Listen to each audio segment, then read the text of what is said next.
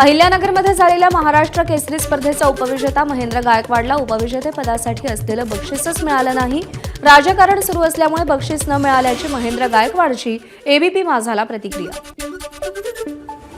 Double Maharashtra Kesari Chandrahar Patil यांचं सांगलीच्या जिल्हाधिकारी कार्यालयासमोर आज लाक्षणिक उपोषण। महाराष्ट्रामध्ये एकच महाराष्ट्र केसरी कुस्ती स्पर्धा घेण्याची मागणी।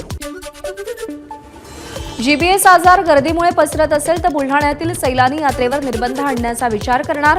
प्रशासनाची बैठक घेऊन यावर निर्णय घेणार। केंद्रीय आरोग्य राज्यमंत्री प्रतापराव जाधव यांची घोषणा। तुळजाभवानी देवीच्या गर्भगृहात विस्तारित तांत्रिक अडचणी। गर्भगृह विस्ताराबाबतचा निर्णय पुरातत्व विभाग घेणार। जिल्हाधिकारी सचिन ओंबासे यांची माहिती। वाढत्या गर्दीमुळे गर्भगृह विस्ताराची पुजारी आणि स्थानिकांची मागणी आहे। विठ्ठल रुक्मिणी मातेचरणी सोन्याच्या पानांची माळ अर्पण। रायगडच्या उरण तालुक्यातील भाविकांना ही माळ अर्पण केली। परदेशातून शिर्डीत साईबाबांच्या दर्शनासाठी आलेल्या भाविकांना 500चं सामान 4000 देऊन आर्थिक लूट केल्याची घटना। पोलिसांकडून दुकानदारावर गुन्हा दाखल करत दोघांना ताब्यात घेतलं।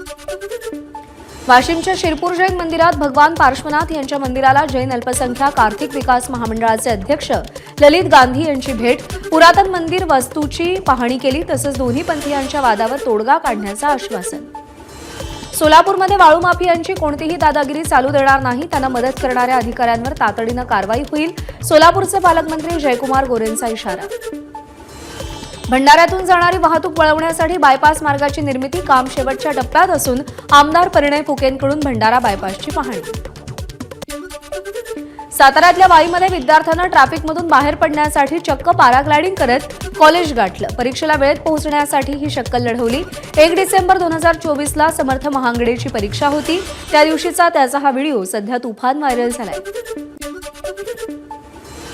पुण्यातील देहूरोड परिसरात बर्थडे सेलिब्रेशन सुरू असताना गोळीबार करणाऱ्या दोघांना अटक। पूर्व वैमनस्यातून वाद होऊन गोळीबार, यामध्ये एकाचा मृत्यू तर 1 जण जखमी।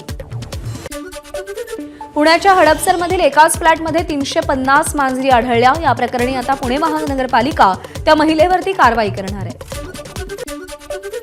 उपमुख्यमंत्री एकनाथ शिंदेंची 20 फेब्रुवारीला नागपूरच्या कन्हानमध्ये आभार सभा। यावेळी काही महत्त्वाचे पक्षप्रवेशही होणार। राज्यमंत्री आशिष जयस्वाल यांची माहिती।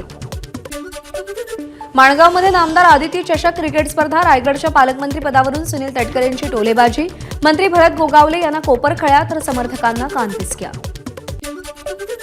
नंदुरबारमध्ये वाढत्या तापमानाच्या पार्श्वभूमीवर जिल्हा प्रशासन अलर्ट मोडवर। जिल्हा रुग्णालयात उष्माघात कक्ष कार्यान्वित। विरारमध्ये ट्रॅव्हल्सची दुचाकीवरून जाणाऱ्या पती-पत्नीला धडक। अपघातामध्ये पत्नीचा जागीच मृत्यू तर पतीवरती सध्या उपचार सुरू आहेत। समृद्धी महामार्गावर पुन्हा एकदा खासगी ट्रॅव्हल्सचा अपघात। अपघातामध्ये काही प्रवासी जखमी तर गेल्या 24 तासात दुसरा मोठा अपघात। वनरक्षक आणि पदोन्नत वनपाल संघटना गडचिरोलीच्या वतीनं कामबंद आंदोलन। शासनाच्या इतर विभागाप्रमाणेच वनविभागात कार्यरत कर्मचाऱ्यांना एकस्तर पदोन्नती लाभ देण्याची मागणी। पंढरपूरमध्ये शेतकऱ्यांचं सांगोला उपसा सिंचन योजनेविरोधात अर्धनग्न आंदोलन। सांगोल्यातील 12 गावांसाठी पळशी गावातून भूसंपादन केलं जाणार। यात जवळपास 150 शेतकऱ्यांच्या जमिनी बाधित होणार असल्यानं मोबदला देऊन काम करण्याची मागणी। नंदुरबार जिल्ह्यामध्ये डिजिटल मीटर विरोधात नागरिक आक्रमक। शहादाच्या कुकावल गावातील नागरिकांचा डिजिटल मीटरला विरोध। एबीपी माझा, उघडा डोळे बघा नीट।